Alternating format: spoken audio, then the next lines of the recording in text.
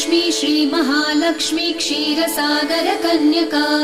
उत्तिष्ठ हरिसम्प्रीते भक्तानां भाग्यदायिनी श्रीलक्ष्मी श्रीमहालक्ष्मी क्षीरसागर कन्यका उत्तिष्ठ हरिसम्प्रीते भक्तानां भाग्यदायिनी उत्तिष्ठोत्तिष्ठ श्रीलक्ष्मी विष्णुवक्षस्थलालये उत्तिष्ठ करुणापूर्णे लोकानां शुभदायिनी उत्तिष्ठोत्तिष्ठ श्रीलक्ष्मी विष्णुवक्षस्थलालये उत्तिष्ठ करुणापूर्णे लोकानां शुभदायिनी